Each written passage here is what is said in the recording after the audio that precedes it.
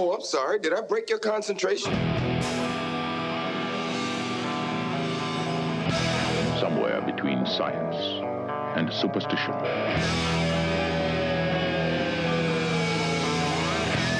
We have such sights to show you.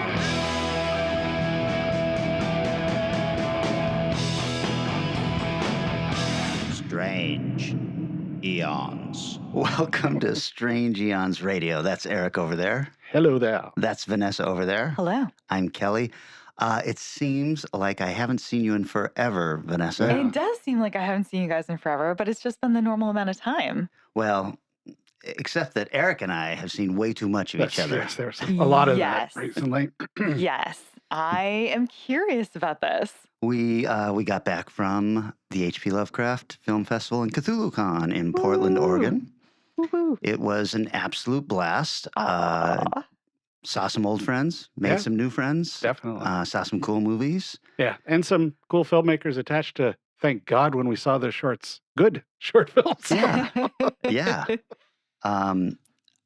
I was a little surprised to find out it was going to be an 82-degree weekend Oh, in Jesus. October. Are you serious? I didn't love that part. No. Oh my And the bonus, our hotel room, Uh-oh. AC, well, I guess technically it worked, but it sure as shit didn't work No, the way the- it's supposed to. The fan blew. Yeah, the fan But blew. it did not. I mean, it really blew, Vanessa. Yeah. Oh no. You could stand outside and the no. exhaust coming out Oh no. of the AC was cooler than the air coming out of the AC. Oh Like, no. did somebody pick this up backwards or something? Maybe. We ended up literally in the worst motel we've been in 20 years of going to the film festival. What made you decide on this particular hotel? Proximity to the theater. Okay. Yeah, and so it's just cost. within I mean, it's walking. Literally, what, 4 or 5 blocks away? Yeah. This isn't that super sketchy one that you walk past and go, ooh, I No, hope this nobody is stays worse. there. This was Really? somehow worse. We got in there, the beds, two beds, right? Sure. One of them about 18 inches lower than the other. Just enough that I was like, this bed is high enough that a person could hide under here. So we're like kicking and doing all this shit to the thing. Very hollow sounding, too. It's a Yeah, little nothing weird. on the walls. Ooh. And then one single solitary, like old school chair facing the beds. It looked more like an interrogation room than a motel. No dressers, no closets. I mean, nothing. Wow. But you hang your your jackets on the water thing or On the something like sprinkler. that. Yeah, it did have a sprinkler. It had a smoke detector that was wrapped in plastic. Oh no. And I had Oh my mentioned this to someone, and they said, perhaps they had just painted in there. I can assure you that is not what was going on. That is a very No. luxurious, complimentary way of thinking about that And- situation. A follow best part was the first time we turned off the lights. Oh no. The security lights were the sun.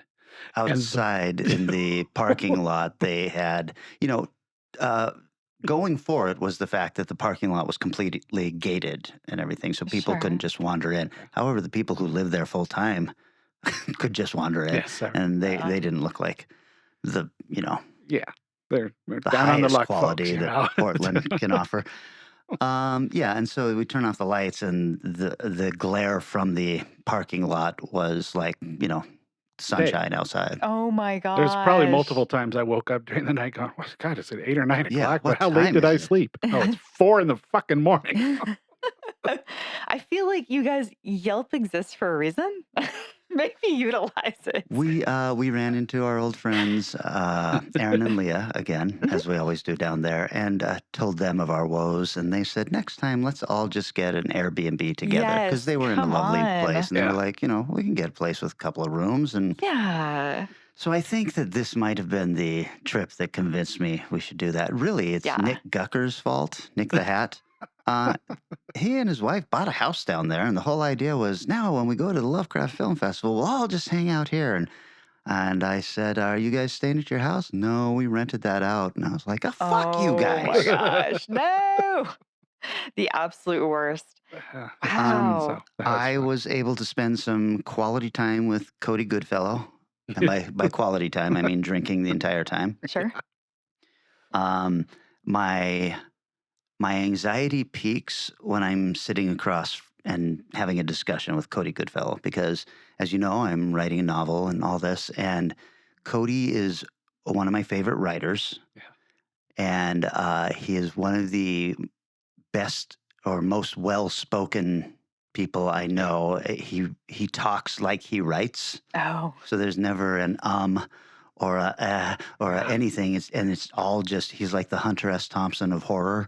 Oh my God. He's brilliant. He's high as a kite most of the time, and I leave a conversation with him going, oh, I wish I could write or speak like that. If you did enough drugs, you wouldn't need the ums and ahs, though. You know? Interesting. That's, It would okay. just smooth on out in your brain. He did wear, what was that, a World War I fighter Oh, helmet or something like not a helmet, What? but kind of the What? like a pilot's leather helmet with the Oh goggles. my and- God. But that was only for a short time. Yeah. He was wearing kind of a Pope's hat for a while as well. Yes. My brain construction of this man is You're probably pretty not anywhere wild. near far off at all. You're probably not thinking wildly enough. I feel like the person that you are the most excited to spend time with, I am the least excited to spend time with. From Okay, the that's description. possible. Fair. Yeah. And then, as Eric knows, and Vanessa probably kind of knows, when I hang out with all these people for too long, I need to just kind of take a break from everybody. Yeah. And so I wandered down and found that my favorite cigar place was still open. And nobody was in there, and it's this gorgeous leather manly room, and I bought a cigar, and I smoked the cigar in there, and I read my copy of the round robin book that I had participated in, Aw. and just had a really nice, relaxing 4 hours with the smoke, and then I went and found a pinball bar and had a scotch, and then high off the cigar and drunk off the scotch, I went to do my only panel at the festival. That's All my standard. notes were out the window immediately when the guy who was running the panel kind of changed the parameters. And I just closed it and I said, what the fuck? Let's go. Yeah, no, I spent that 4 hours at a crazy thing at a film festival. I went to a bunch of films and short Weird. films. I feel like that's what I would have done. It's pretty crazy. But even after 3 days Mm. sitting in those chairs, and they now have nice chairs. It's not the back destruction things they had when we Right. first were going. Mhm. 17 films, huh? No Mhm. wonder you're better. Right? And those were good chairs too. This- But after like a Lord. week, oh my God, it's awful. Did you have a favorite thing you saw down there? Yeah, it was not a movie. It was about 2 a.m. We have wandered back on Sandy Boulevard, Oh, yes. and there's this strange sound coming down the road, and we kind of stopped to look, and here comes a truck doing the speed limit, Mhm. about 35 miles an hour on 3 wheels. Ah, The fourth was just a rim, oh my throwing God. sparks, driver's side front, throwing sparks everywhere, and we just sat, and I'll tell you, my mouth was hanging open. Eric, not as impressed as he should have been. It goes by, and Eric goes, huh. That's what you got to do, I man. was like, well, that is the craziest thing I've ever seen. And Eric's like, Sure. Portland. That's right. Portland's weird. I will say after spending some time in Georgia and watching, I have seen somebody drive the wrong way down a freeway with 3 men holding a mattress on the top of the car. Like the things you see in certain places does really change your parameters of Yeah, what's that's weird. true. Yeah. Yeah. Coming back from Fantastic Fest, I did watch a car literally flip Oh, over into the middle of the green The patch. median. Wow. Yeah, and I was like, I don't even know how this happened. I just saw the end result and was like, well, I'm going to the airport and I've already passed this by, and this is very weird. Okay, I guess that just happened. there you go. I Oh. was able to rekindle my bromance with Joseph Scrimshaw and Oh. introduced my other bromance, which is Eric, to the two. Oh. I wasn't sure how this would go. They both liked each other. Yeah, it went well. That and the British Joe Joe. Solomon Yeah, was Joe, another Joe. one Oh. of the guys Yeah. that we met there. Had a little film in there called Forever Flowers that was really good. Yeah, And we bonded over British comedies. Aw. yeah, and that's what this festival does so well is that although the place that we all go afterwards, that is our after party, Mm. it doesn't seem very happy to have us there. Oh, It still is a good place for everybody to kind of gather. And, they've got a nice outdoor area, they've got a nice indoor area, and people just kind of wander from table to table and talk and meet and do whatever. So Mm. that's what this festival does so well. I did find a different bar on the way there that had just opened that I think might be much better for that. And they seem to like actually getting money from people. customers. Yeah. Yeah. It's a weird place. I've noticed it. It's been there. I think it's been there a long time because I always remember seeing, why is this strip mall have a bunch of younger, 21, but hanging out on the sidewalk? And, well, pretty cool reason. Oh, well, turns no, out. no. It just opened June of this year. Okay, so they had something there last year. or Yeah, I something don't know what was there Mm. before, but I spent a good amount of Yes. time discussing with the owners, and they were like, "Please have your after-hour parties here." So I got a fun. card. I gave it to Brian and Gwen. I hope that's what happens. I mean, you're That's sitting there awesome. getting, 1:30, 2 in the morning, getting these deep cut disco songs blasted at you, sitting there talking with a interesting individual and Brian. Yeah. Oh. Fox was fun. Okay, so once again, I just must urge anyone who's even thinking about it to attend the H.P. Lovecraft Film Festival. It's Yeah. the only festival that understands. The first movie I'm going to talk about then is going to be one that I saw there, Oh, and okay. that is Suitable Flesh. Oh, awesome. I missed this at Fantastic Fest, and I was so curious how it was. I liked it quite a bit. I think I liked it more than Eric. Yeah. It's written by Dennis Paoli, who wrote Reanimator and From Beyond and Dagon, and then a number of other Well, a bunch non-Lovecraftian. of good stuff, but yeah. And then He was fun. directed by the guy that did. Oh shoot! Now I'm blanking on his name. I can't remember it either. Although his introduction to the movie was one of the great things that was shown at the Yes. festival. It Yeah, was funny guy, so and good. this felt very much like this was a film that Dennis had written for Stuart Gordon, and that they had tried to get off the ground many times and just couldn't get the money for it. And Mm. then when Barbara Crampton came in her new capacity as producer, she was able Oh. to land some money and get it going, and it was. I thought it was very good. It felt very much like a Stuart Gordon Lovecraft film. Joe Lynch. Mayhem is Lynch, probably Mayhem, Oh, yeah. okay. thinking of.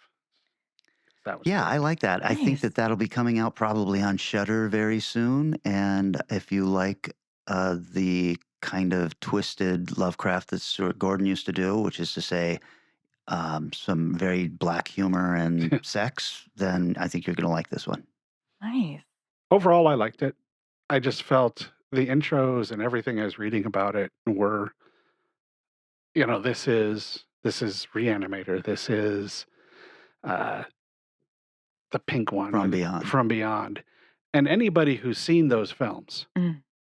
there is a scene or two in that movie that everybody knows. Okay, Jesus Christ, that one scene. You go up to a Reanimator fan, you say more passion. They know exactly the scene you're talking about. Mhm. I don't feel this film went there quite as often as it should have, because it is full of sex. Mm. There's tons of sex scenes, but they're all somewhere between Grey's Anatomy and the Lifetime Channel Oh no. with more attitude. They got more attitude, but I feel it should have gotten meaner at times, and it should have gotten more playful at other times. It felt very, Like safe. yeah, Mm. yeah, very, very modern in that, if you don't want to do nudity, fine, don't do nudity. Mhm. But there are still ways to shoot a thing that implies what's going on Mhm. better than just having everybody leave their clothes on all the time, almost every scene. It got weird, Hmm. but Eric wants more nudity. I will say this, Heather Graham, thank you for even just the slightest glimpse of your beautiful breasts. but the point being that if you're not going to do it, that's fine. Don't do it. Yeah. But if we're going to do what's going on in film right now, which is reinventing the way sex is portrayed on screen, let's shoot something interesting and different. Avoid the nudity. Cool, whatever. I don't care. But let's make it interesting looking. Let's not make it look like Grey's Anatomy last season or something. Mm. Let's distort it, make it something weird. I feel like when somebody, a filmmaker takes up the mantle of a Lovecraftian story or something that is cosmic horror, that's almost like the permission to take off the training wheels. And a lot of Mhm. people are scared to do that. Like that is the time you can go fucking batshit. You can go weird, crazy places. But of course, that's not crazy marketable. And it's maybe True. a little unexpected for some audiences, including horror audiences. Yeah. But it's like, why even think about that territory then if you don't want to go fully in? Well, I think that the sex in this stands up to anything in Reanimator or From Beyond. The Mm. problem is that Dennis Paoli gave a opening speech where he was saying that the reason this script never got made is because it was too sexy. It was Oh, too this, and I think I know. that's what really rubbed Eric It's the like, wrong way. Is "Ooh." he was like, "All right, let's get into it," and then it was still 1986 sex on screen. But there is nothing compared to the more passion scene I'm referencing in Reanimator. There's nothing in there that felt. I didn't feel a moment where I'm like, this is Like bad. uncomfortable. Like This, subversive or something. You're yeah, talking this, about the head giving yeah, head, right? Okay. I mean, yeah, but I mean, there is a sex scene between the two leads in Reanimator that is basically covered up in a blanket. It's yeah, very yeah, chaste, and the sex scene in From Beyond is pretty much nothing. exactly. This That, felt like those to me. yeah, exactly. Pretty much nothing. It's like, that's Well, no, fine. that's what I'm saying. It's It like, doesn't surprise me that it feels that way yeah. based on what they were trying to do. The plus, though, love what Barbara Crampton is doing as a producer of Mm. films. I mean, she basically came in and said, yeah, let's make it. I'll make sure it happened. And she did. Mm. She's in it. She's great. Yeah. The violence is weird as hell, especially the ending, some of the stuff that happens at the end. There are some surprisingly gory Mm-hmm. shots in there that I was like, wow, okay. Yeah. There's a lot to like in it. Yeah. It just hit me a little bit different because of the introduction. I'm going, all right, let's I wonder, make me uncomfortable.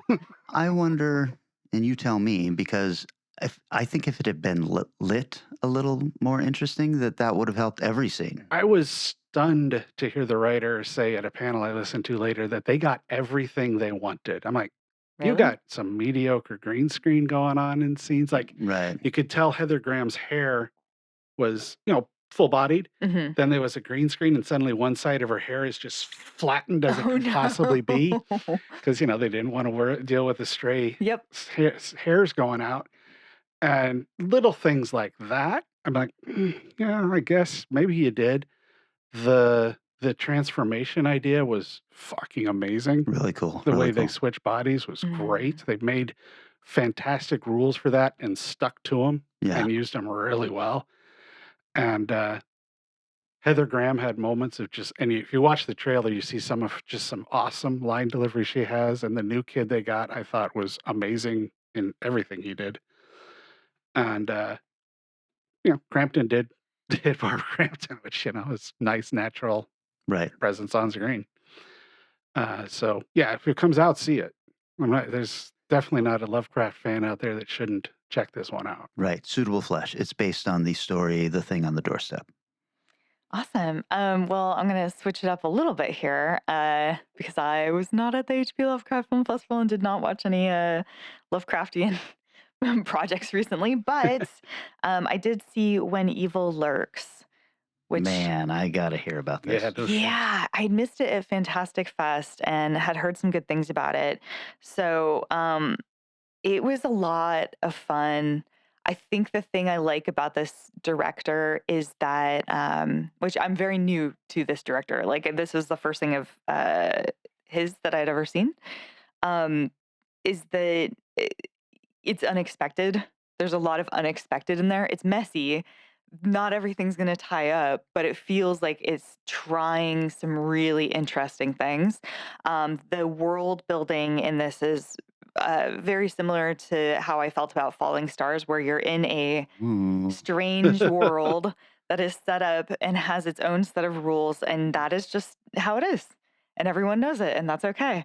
And it's very interesting to kind of slowly learn about like what that is and how those rules work. And not everything's going to get explained to you. So there's moments where you're like, wait, why are you holding that? But that's almost better. I'd Yeah. rather not know why or how or all the details. So I had a lot of fun with this, and I really did not expect it to go the various places that it did. So I thought the first time I saw Terrified, Mhm. I was literally terrified. I thought that was the scariest thing I had seen in years. Is this a Amazing. scary movie? I wouldn't say that it's as scary as Terrified, but it is still really good. I think it's even, I don't know if I want to say better, but it's bigger Okay. than Terrified. So there's obviously a larger budget, a larger scale, a larger amount of trust that's being distributed in this film. So it didn't scare me in the way that Terrified did, but You saw this in the theater, the I only theater that's showing it in Seattle, I guess. well, yeah, I kind of Googled like where this was playing because it comes up on the app, the like Fandango app, and then you're like, wait, where is this movie? You said it's playing. So it was like in Kent. It was like at this like little Kent Oh, plex. jeez. Oh, Yeah, wow. it was like at 10 o'clock at night, and there was maybe a couple people there, but as expected, very few for Oh, foreign language. It's a good way to see a weird yeah. horror film. Oh, absolutely. No, I was a big fan of that kind of method, but it was a lot of fun. I'm really glad I got to see it on a bigger screen. I think that it earned it. So When evil lurks. yeah, and I do not know where it is coming or how, but hopefully it'll be readily available for lots of people to check out. Man, I really want to see Well, that. Terrified was Shudder. Shudder, so hopefully it'll show up there before the Halloween season ends. Yeah, no kidding. Okay, so I got a crazy ass, almost arty kind of film. Okay, Moon Garden. Moon Garden. Mm. That's a Anything on this great one? name. It's a this year kind of film. With Angie Duke is in it, and stars are directed by Ryan Stephen Davis, who's maybe not necessarily a name you might recognize, but the storyline is a little girl, 6 or 7 maybe, goes into a coma Mm. and is living in the world of her coma, trying to figure out how to get out. And there's Oh. some freaky ass thing chasing her. It's Oh. a fantastic character design. It's kind of like an empty face with a hood around it, and it takes these teeth out and puts his teeth in, so the teeth are just sort of floating in the black. Oh, nice. Oh. It's full of wild imagery with this. It's really, really dark and uncomfortable and very well done. Mm. I guess it's the director's kid that is in that. So I'm sure it'll piss off a lot of people because a little kid in it and some weird dark shit going on, but it's on set. We've all know on set. We know the reality of what's going on behind those scenes. Mhm. But just beautiful. Amazing looking. What did you see this on? I think it was Shudder. It's either Shudder or Prime. If I'm not sure, that's usually my source. Hmm. Tell me the name again. Moon Garden. Is that 2 words or 1? Yeah. 2 words. Wow, that sounds really fantastic. It's really interesting. Yeah. Really, really weird. Hmm. Foreign film? No. Oh. I really expected it to be, so I was really surprised. Like, hold on, that's English.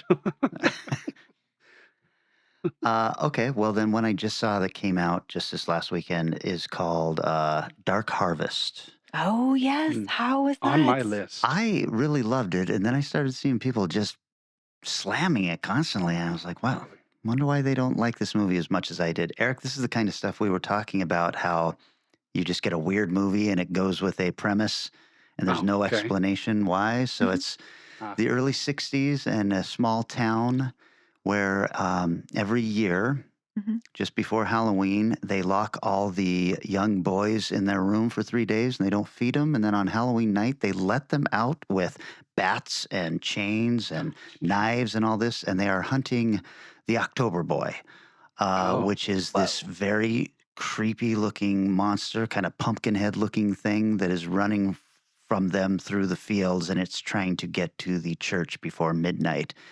And if it does that, it wins, and we don't know what happens. But if they stop it, they beat it to death and cut it open and eat its innards.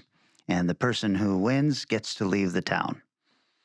Now, is this a Whoa. wild Yes. premise? Jesus Yes, Christ. that's awesome. And I just ended up loving this. I guess it's based on a book from, I don't know, only a couple of years ago, sometime this century. So I had never heard of the book, but I immediately bought it afterwards, and I look forward to reading it. This is a rental on Prime. It's $6. It's well worth it. Dark Harvest. Damn. Okay. Well, That I'm going to sounds- watch that tonight. Amazing. Sounds so good. Well, the other movie that I want to talk about watching is one we've already started to chat about, which is Terrified, which I had not seen before Oh, okay. at all until I'd watched his follow-up movie in theaters, and oh my God, that is really freaky. It's so good. So many creepy just scenes. Yes, yeah, absolutely. And like I mean, I guess it wasn't scary in the way I thought they were gonna do with I don't know, you get a lot of jump scares nowadays and a lot of just gross out stuff. This was just eerie. Yeah. And again, Yes. didn't necessarily have like a super satisfying adding up ending necessarily, Right. but like at the same time, it was the journey. Fucking hell. And like I kind of wish that the three houses had three completely different things in it, Right. but that's okay. I'm still happy with the fact that they were all had this like weird issue that each person had to deal with. I So just love that opening segment of the dead boy sitting at the dining table. Yes. And oh I was my like, God. this had to have been somebody's short story first or something, because it was Right? so. Yeah, I just remember watching it that first time, and I was like, I am really creeped out. Yeah, and he like moves so slow, if Yes. at all, and that's still enough to just be like, I don't know what you're capable of, if anything, but the fact that you're here, and he has this little like bowl of cereal that his mom put out Oh, for him, yeah. or something. It's like, oh my God. Yeah. Yeah, Fantastic one. yep. The invisible thing and the perspective of moving your head left to right, to Yeah, left to really right, interesting to ideas. see things. Oh man, yeah. I really loved like, I mean, the terrible title, very vague, but Yeah, even it's a pretty much direct translation from its yeah, Spanish Yeah. title, I think and it's still pretty bad. Yeah. And it's also unfortunate because of Terrifier coming out exactly. about the Right. similar time. That's what I thought I was about to watch. I was Yeah. like, oh, this is not about a clown at all. Mm-mm. Nope. Nope, very You saw different. this on Shudder. I did, yes. Okay. Yeah. So jumping off the horror train for a brief moment, No, it's Not no. allowed. It's October, Yeah, Eric. What the you fuck? can't do that. What are you Tina and I doing? watched Plane. You guys seen this one with Gerard Butler? yeah, and Fuck yeah. Yes. Of course Mike, we've seen Mike it. Yeah. Coulter, You're Luke talking Cage. to Gerard Butler fans over here, Eric. Yes. I mean, did something crash in a jungle? I dare ask you. Sort of. Then It didn't fully yes. crash. You know, You know, you know. you got the It was. end. It felt very exciting. What'd Yeah, no, you it was- guys think? It was a lot of fun. Yeah. It's pretty damn good. I almost feel like, and I looked up on IMDb to double check on the thing, and the trailer starts playing. Mhm. This doesn't look like the movie I watched. I swear I watched somebody loaded the log version of the movie up. It was so flat in color. Mm. Oh no. And so it's like, this is an interesting choice. It was so bizarre. Huh. And through the whole film is I feel like I remember it being kind of yellow in color. not really for the, I don't know what happened with the one I watched, but I was just like, it looked like log. Wow. It looked dim. Weird. And, Huh. Explain for the plebes, Eric. Log. a log filter is what used to be pretty much had to have a super high-end camera to do it, but you can do it on your phone now, where it minimizes all the color. So when you go into, or flattens the color, when you go into a color correct it, the saturation takes hold a lot stronger on the images that are created because the information is denser. It's weird to explain. It is hard But to explain, but it allows color correcting to have a lot more flexibility. You can just do a lot more with the image with log Yeah. when it's shot in log. Assuming they did it correctly. True. which True. from an Doesn't editing always happen. perspective does not always happen. But yeah. This But is the kind of quality discussion you get on Strange Eons Radio. Infotainment is what I like to call this. yeah, that's right. Now you You've heard of infographic. Now infotainment coming at you. the more you know. The movie's a year old, so I'm going to spoil something at the end there. Sure. Did it seem to you, I think, Vanessa, you and I talked about this when we saw it. Did it seem to you that there should have been an after-credit scene where we see Mike Coulter, and now he's running the island, basically? Yes. Because he just Yeah. disappears, and He you're does. like, He just walks off. You're you're like, like, okay, well, can't wait to see the after-credit He scene with takes, him. Yeah, he takes the money and goes. So it's like, I guess the assumption is, yeah, he's going to be all right. But I like that verified. I know. I was like, is this leaving room for a sequel? Like, it did No. feel very strange. Yeah. Yeah. Okay, cool. Plain. You saw that on Prime, I'm guessing? Yeah. Yeah. Well, why don't we take a little break, guys? And then when we come back, we are continuing our month of October and Ray Bradbury Theater.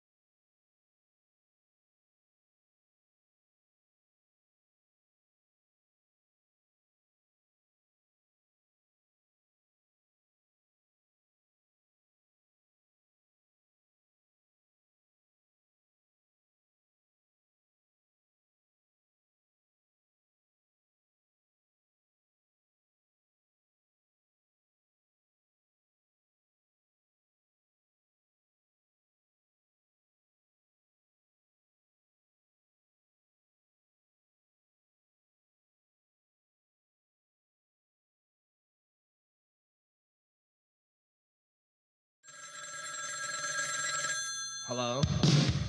Let's see who's called the Strange Eons radio hotline. Hey, you wankers. I love my rating system. This is Carlos, by the way. And yeah, you can go ahead and play this on your show. I love my rating system. I don't need to follow the rules set by establishment types like yourselves. If I want to do a 6 and have it be whack, it can be whack. Anyways, I love your show. Thank you so much. Adios. Bye-bye. So what do you, for those followers of our Strange Eons Radio Talk Facebook page, you'll understand exactly what he's talking about. What do you think of Carlos's rating system, Kelly? Well, first of all, I love it. Very imaginative. And I also love the time and effort he puts into the graphic he makes for every film that he rates. That is nice. And so if you're not following on the Strange Eons Radio Talk page, Carlos will post a picture of the movie he has watched, and then he'll give it a number that I assume is somewhere between 1 and 10. I was going to say, is it out of 10?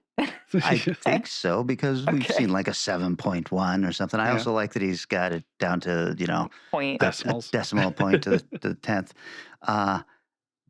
My only problem is that he'll say this movie is a 6.6 and it's a meh.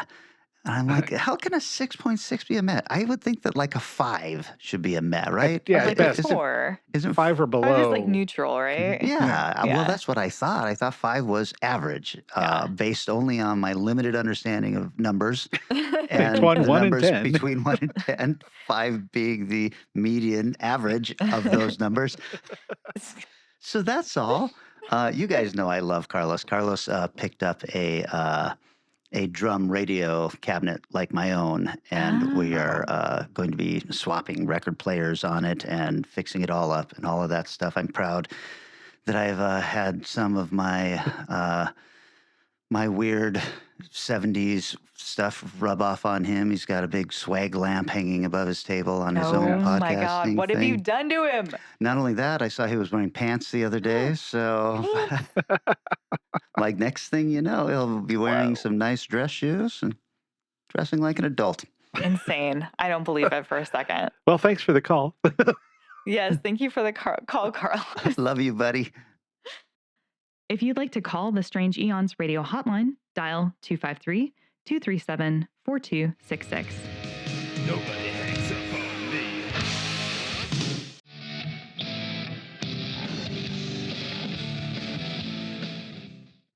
We have returned. Hey guys, you know, and the listeners probably know that all week or all month we've been talking about Ray Bradbury Theater. We've each been picking an episode.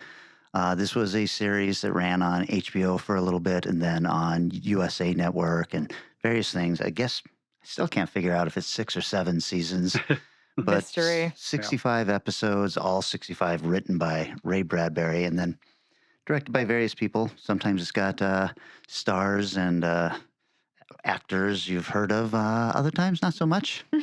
Mm-hmm. I noticed that as you get into the later seasons, I'm seeing a lot of people who are New Zealand actors. Yes. So, and I say that because you start looking Yeah. at their credits and it's all Peter Jackson films. And Yeah. Right. A lot of episodes of Neighbors. yeah. Uh-huh. Mhm. Yep. Okay, well, I'm going to start it out. I'm putting 10 minutes on the buzzer, although I probably will not need it. And my episode is A Distant Sound of Thunder.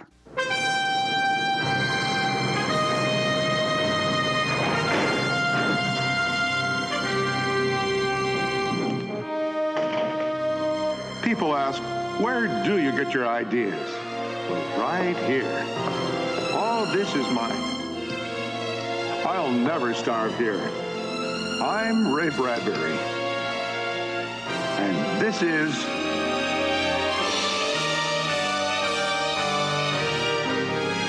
Dinosaurs, large and small, fill my junkyard workroom. This one given to me by a friend 30 years ago. These given as toys to my daughters, and when they didn't play with them, I simply took them back. So with dinosaurs coming into my life, I often wondered what would happen if I could go back into theirs.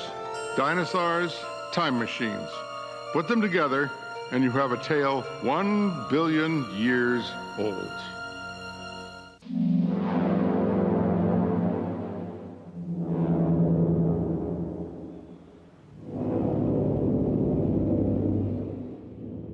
This was season 3, episode 6, and it was released August 11th, 1989. It is directed by Costa Botas, who has 15 credits, including Forgotten Silver, Hey. The Last Dogs of Winter, and the making of Lord of the Rings.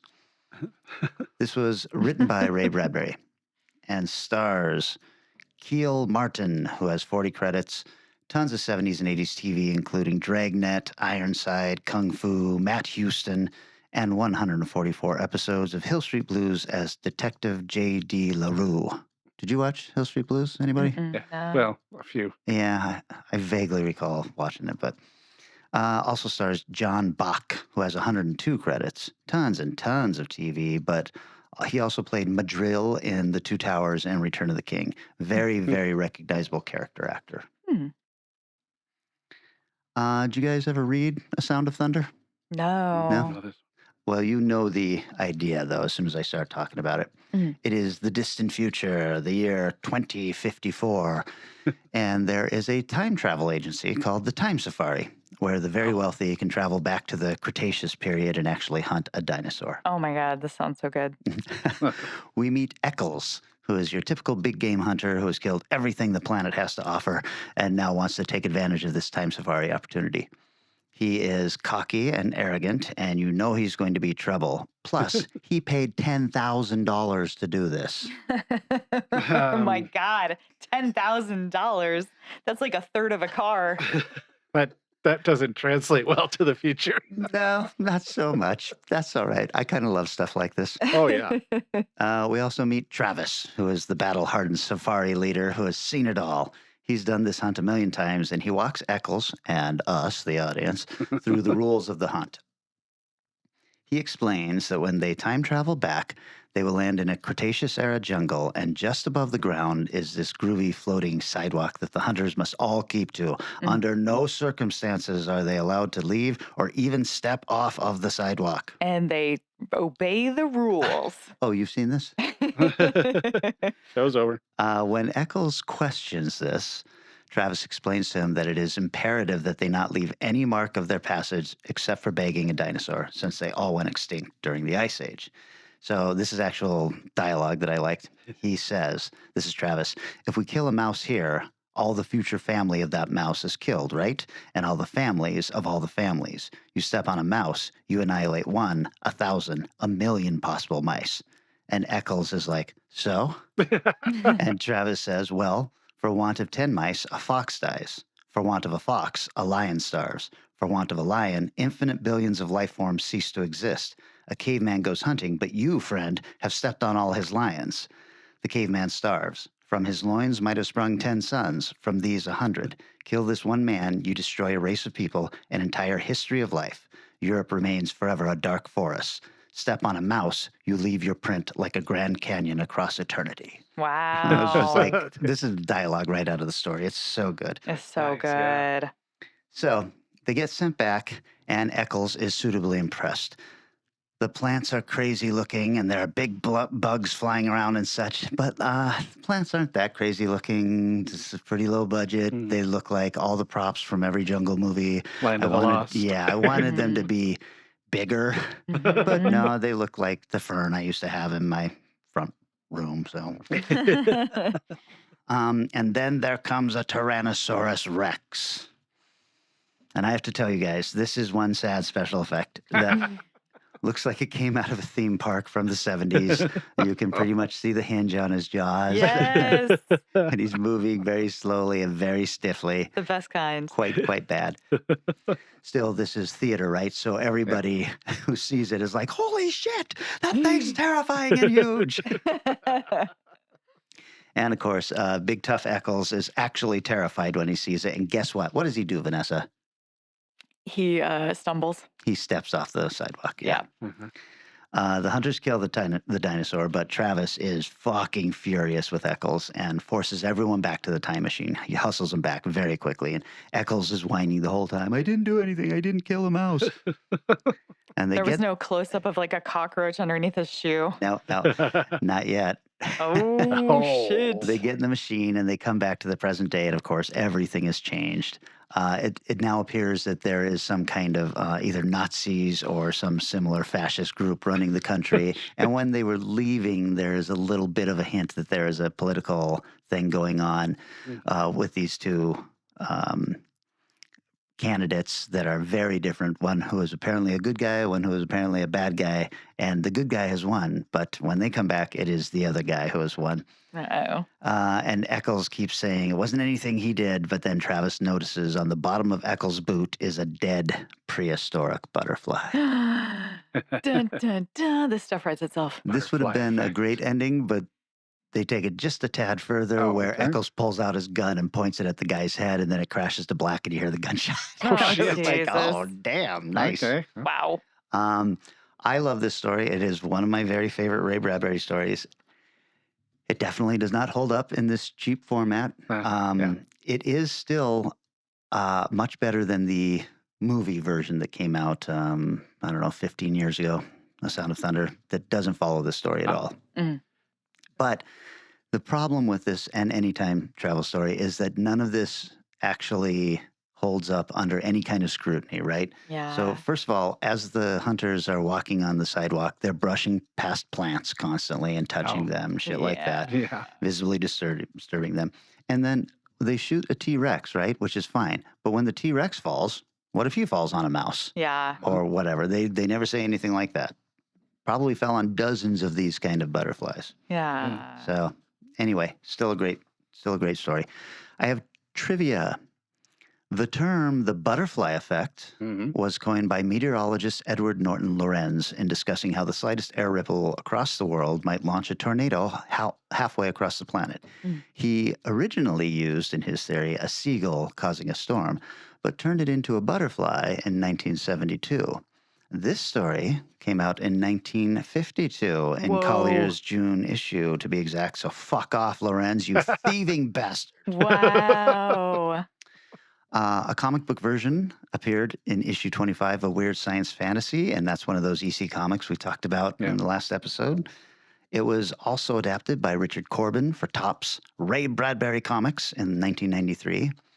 It is parodied in a Treehouse of Horror episode of The Simpsons, which I think I will have to put all of those Treehouse of Horrors on my watch list for October. They're really There's good. some really good ones, yeah. And some bad ones, but yeah. And then here's the thing I was talking about. A film adaptation of the same name starring Ben Kingsley, Edward Burns, and Catherine McCormick was released in 2005. Famed film critic Roger Ebert stated that while he cannot endorse it, he can appreciate it as a film that is bad because it wants so much to be terrific that it explodes under the strain. I've seen a lot of those movies. That's pretty good. Sound of Thunder. Definitely worth watching. You ever see Grand Tour: Disaster in Time? No. It's got Jeff Daniels as the lead in that. It's before Dumb and Dumber. And that's kind of the idea of that, where they have a tourist guide in the future that basically takes people to points of massive disaster so they can watch them. Wow. Sure, like Pompeii. Yeah, exactly. Yeah. Oh, okay. Is this treated seriously? Oh, or- yeah. Oh, I remember it being really good, but I have seen very little about it ever since. So. man. Okay. Putting that on the list. I'm turning my buzzer off. Yeah. There it is. Vanessa, you want to go next? Yeah, absolutely. 10 minutes. All right. So the episode that I checked out was called Mars's Heaven. I'm Ray Bradbury.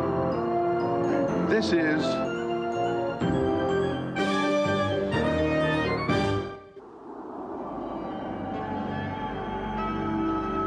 Oz Mission 1, calling Houston. Come in, Houston. From season 5, episode 1, probably, maybe.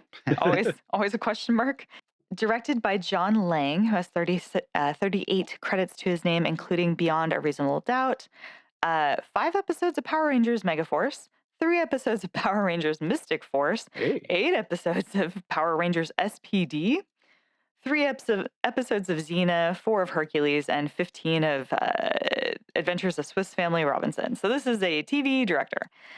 Starring Hal Linden, who has 78 credits to his name, including 171 episodes of Barney Miller as, of course, Captain Barney Miller. I saw this guy and was like, you look kind of familiar. He has done a lot of TV walk-on roles since. He's one of those guys who I think after his big show sort of got given a lot of opportunities for TV shows that kept dying. So Yeah. he was almost continuously famous, but not. Paul Gross, who has 52 credits to his name, including 67 episodes of Due South, but 2 episodes of Why the Last Man as President Ted Campbell, which is what I knew him from. And he was in 12 episodes of Eastwick as Daryl Van Horn. So continuing the torch. All the other people in this were not really, they didn't even have photos on IMDb, so we don't need to talk about them. The story follows a group of astronauts who are successfully landing on Mars for the very first time. Earth has sent them over. They step out. They walk onto what looks very, very much like the moon landing setup, but red. And I was like, how come no one ever doesn't accuse Ray Bradbury of faking the moon landing, you know? Just saying. He like- wrote it. Kubrick shot it. Exactly. But I mean, the shots are all there. Like the equipment looks great. And they give each other like big high fives and they're like, we did it. Yeah, buddy. And then all of a sudden they hear like a rooster and they're like, wait a minute. This is odd. And they start to walk just a little bit towards the sound, and all of a sudden they're walking on grass, and then they're walking through trees, and then they fall upon a very normal looking small town that they definitely didn't just change to a set of a small town instantly. So you're in it. It's funny, the second that they get there, the first astronaut recognizes the sound of like a tennis ball, and he's like, huh, and runs off. And you're like, wait, what? And the other 2 follow him, and it's just a big empty tennis court. And it's like, okay, that guy disappeared. Interesting. The second guy sees walking down the street his grandfather, who beckons him over, and he gives him a big hug, and the astronaut is just crying. And his grandfather has been dead for quite a while. And he's like, "You've been gone so long." And the grandpa's like, "Don't even think about it. Don't even worry about it. We're together now. Come on." And then he goes through a little arch and just disappears. And so we're left with the captain, Captain Black, who is very much worried about what is going on here, does not understand what is going on here. And he calls to the ship and tells the other people who are still inside, do not leave, do not exit the ship. And he starts to wander around town just trying to figure out what's happening. And of course, he runs into none other than his long dead brother. Who teases him. He wants him to throw a football around with him. He wants him to come back home to the family house. There's going to be a big band, what are they called, parade that night, and fireworks. And this is like very much, I don't know, 1930s Americana. It's like very early American throwback love. So of course he follows and sees his long dead mother playing the piano, and all of a sudden he's in casual clothing, and now we see him making a speech at a dinner surrounded by friends and the other astronauts and their long dead ones. And and then he's making the speech, and he's like, "I don't even know how I'm here." And they're like, "But you're here, and it's great, and we've been given this opportunity, and we're not going to squander it." So you see him kind of living through this day. And his mom and brother is really encouraging him at the end of it to go to bed. Just go to bed. It's bedtime. Just go to sleep. Really, it's fine. And of course, he goes up, and there's this looming sense of maybe he shouldn't go to bed. And his brother's like, "What do you think? What do you think's going to happen? You think I'm going to kill you?" Funny. And he's like, and he starts to talk it through, and suddenly he just knows exactly what's happened, which is that, what if the Martians knew we were coming? And what if they had like telepathic powers? And what if they were able to read our minds and project these things to us so that they prevented us from colonizing their land? And then what if they tricked us by showing us their loved ones, and then they prevent us from taking over their land? And the brother's like, "Sounds pretty far-fetched, man. Why don't you go to bed?" Ha ha ha. So of course he turns to leave, and as he opens the door, we see a giant monstrous hand pull on his shoulder. So that is the ending of Mars is Heaven. Holy shit, I love that. Sounds great. It is it is actually taken from part of, well, not initially Martian Chronicles. It was originally a science fiction short story published in Planet Stories from 1948. It was then selected by Science Fiction Writers of America as one of the best sci-fi short stories published before the Nebula Awards existed. It was in the Hall of Fame, Volume 1 from 1929 to 1964 era. And then he redid it, and it became the 6th chapter of Martian Chronicles, and it was revised as the Third Expedition. So, yeah, I think that it has a really neat idea, but it suffers very much like your dinosaur one, where all of a sudden it goes from this cool concept and you almost feel like you're immersed to like, and now you're just walking around in a shitty small town that they shot somewhere. Like, you do not feeling it at all. And then they're wearing their outfits at least, and then all of a sudden they're not. I don't know. There was a neat moment where one of the astronauts had left the ship, and he runs up to them, and they're like, "Hey, why don't you come and hang out with us?" And he's like, "I don't know what the fuck is going on here. Bye." He's like, "Captain, do I have permission to leave?" And he's like, "Sure, I guess." And they watch him run off. And they're like, "Poor guy. He doesn't have anyone here. He was an orphan." And it's like, Oh my. so I like that moment, but it did feel very convenient that everything kind of moved as quickly as it did, that he figured out exactly what the Martians' plot was just by standing in a room looking at the side of the house. It just, I don't know. It's interesting. Old-timey America looks really lame, and I don't want to be there. This was adapted as a radio drama for the anthology series Escape, Dimension X, Think, X-1, and Future Tense. And it was adapted to EC Comic Books Weird Science number 18. So that's all I got for this guy. I tried so hard to find budget information on this show, Sure, and yeah. in 1989, it wouldn't be out of the realm of possibility that they might have had, I don't know, $500,000 for an episode. Could be, but I don't For an know where they would anthology have thing? spent it. Yeah, I don't know what the limitations were or what the agreements were once it was bought by. Right. So maybe it was only $250,000 per episode. Probably, yeah. Yeah. But And so, what did the effects of the spaceship look like?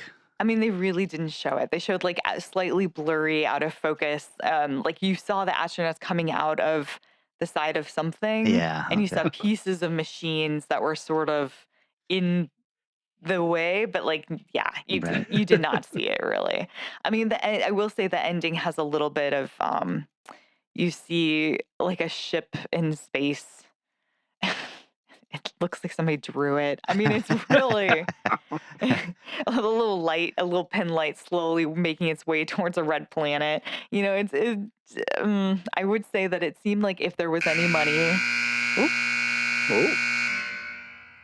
it was in like the first couple minutes, and then after that, it was very much like so no budget. Yeah, like with my Time Safari one, even an establishing shot of a futuristic looking building would have been nice, but instead Sure. you've got a very narrow shot of this Time Safari office, which, the entire idea of, we've perfected time travel and we are now going to use it to hunt dinosaurs, but we don't want to change anything in the past. I'm like, I think that would be the first thing that everybody would do is try to change things in the past. Yeah, 100%. And how is the sidewalk enough to keep you out anyway? It's a floating sidewalk. So. So Still. it doesn't But- squish Have anything. rails. But I'm just, my point being that it was like a generic futuristic office setting was also a bridge too far for this production, Yeah. Yeah, like they couldn't get like maybe they could get somebody to do a really, really bad matte painting, maybe. Yeah, I don't know. Well, I don't want to slag on it because I'm enjoying these shows, but the budget is not high on it. Yeah, no, it's like the one I talked about. It took place in 2055. Yes. 1 year later, all the shots are like tight shots of buildings and nothing wide. Yep. All right, Eric, 10 minutes on the buzzer. All right, neat. What am I talking about? The Coffin.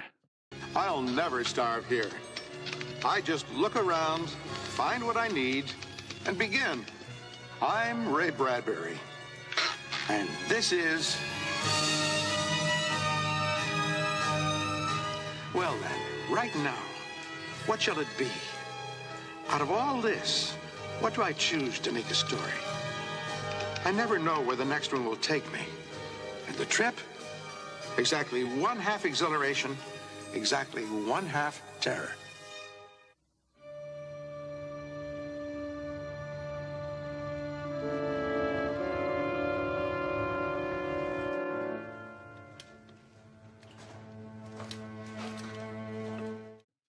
From 1988, season 2, episode 9, or season 3, episode 9.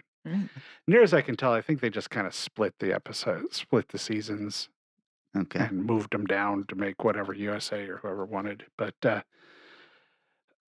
makes it easier to find on Peacock if it's season 3. You can see this on Peacock and YouTube and a myriad of surprising places. Directed by Tom Cotter, who directed 8 episodes of Heartbeat and 8 episodes of Flood Tide and The Assassin for Ray Bradbury Theater. Excellent. Written by, Ray Bradbury. there No you way. go. No way. The acting, Denholm Elliott was one of the main guys who's been in Love it. everything. Noises Off, Trading Places, Raiders of the Lost Ark, Mhm. Toy Soldiers, The Razor's Edge, Room with a View, Boys from Brazil, and A Bridge Too Far. Uh-huh. Yeah, and of 100 course a much bigger role in the third Indiana Jones film. Yes. Kept going. I love him. Yeah, 162 credits, so yeah, you've probably seen him. And then Dan O'Harley, who had 137 credits, who was in The Last Starfighter, Oh. And Halloween 3, yes, Yes. RoboCop 1 and 2, Mhm. Yes. 6 episodes of Twin Peaks, Death Ray 2000, and The Whoopee Boys. Oh. All right. This guy's awesome. Sure, why not? And Clive Swift, who has 117 credits, so these are all well actors. He was in Excalibur, Frenzy, uh, 44 episodes of Keeping Up Appearances. Sounds British. Yeah, I I've don't know if definitely it heard was, of it, but but it sure sounds like it. So we open with the usual thing. I did not realize how many times Mickey Mouse shows up in Ray Bradbury's office. It's like at least twice. I think maybe 3 times. He's got a big. This was a different looking office, yeah. but it had a big Mickey Mouse when it goes through, sort of like a first door, and then he's got a Mickey Mouse Jack in the Box on his desk. Oh my God. Like, okay, sure. Inspiration. Remember that Disney put out Something Wicked This Way Comes Mhm. shortly before this series. They're about the right time. Yep. So, and this one I enjoyed overall, I gotta say, although it is full of late 80s versions of robots. So they're sort of similar to I-5 or 5 or What? called 5. Johnny Five. Johnny 5. Five? Yeah. Oh my God. But it's full of those kind of weird little skinny, strange robots that are basically chunks of metal that are Right. designed to move a little bit. Nice. But they take orders from a walkie-talkie, so that's nice. Remotely control them with your voice. This is all controlled by the wealthy man who's decided on his imminent death that he's going to remove all of the money from his banks and all of his jewelry from his P.O. boxes and store it all in his house. And the lawyer, of course, is like, why? It's like, I have my reasons. I love that the robot does also come ready-made with smart-ass comments. His brother shows up at the front door and the robot answers, what do you want? And then the brother walks into where the wealthier guy is working and he does the exact same things. What do you want? Like, I think I know where the robot learned his sayings. The man, his brother, often comes by for money. These are 2 guys who do not like each other at all. So yes, he has come by for money, but he's very interested in whatever the robot rich guy is building his own coffin, a strange, special, one-of-a-kind coffin that he Oh. really won't talk much about it, but seems very interesting. Glass cover and all kinds of strange stuff going on. So what is going to be doing with this? You know what's fun about British people? Listening to them insult each other is so much So funny. good. It's so good. It's so tame. It's so highbrow sounding, and then just like, wow, holy shit, that was harsh. He's got further robots who like clean stuff and dig things, and they do all kinds of crap, but there's no way they're taking stairs, man. It's not gonna happen. He built some for just the upstairs. Yeah, that's right. And the coffin opens up on words and plays music, so it's very nice. As he sends his brother away, he dies immediately. The wealthy guy's just, oh, I'm done. So the rich brother decides he's left a riddle for him to find the remaining money. He's left the house, but the house is virtually worthless because it's mortgaged to the hilt, where it's mortgaged beyond the value of the house. So he Okay. gets nothing out of that. But then he finds out that the lawyer tells him, yeah, he pulled all his money out. I don't know where it is, but it's in this house. Mm. Can you think of where it might be stored? It's not the Oh. coffin, is it? So it does. So, it does not necessarily go the way the obnoxious guy was expecting it to go, but exactly where you think it's going to go. Yep. And it's like, why would you fall for that? But it's nicely explained where the brother recorded a voice saying, well, I know you have this weird habit when anybody tells you not to do something or you should do something, you do it either way. It's like, don't drink that. It's awful. So what do? You drink it. And he sets him up perfectly. And it all works quite nicely. It is a very satisfying ending. I enjoyed this I'm one guessing. a lot. I'm guessing he tells him, just don't go in the coffin, whatever you do. Yeah, it's right along those lines. After I'm gone. This was originally published in Wake for the Living in Dime Mystery in 1947. So I read the original story. Oh, Jesus, it's so much darker. Oh my gosh. There's really not robots that I remember specifically being in it, which adds a weird little comedy element because they're just so goofy. Right. Yeah. And the the written story did not have that. There's blood and stuff involved, and it's got a really dark edge.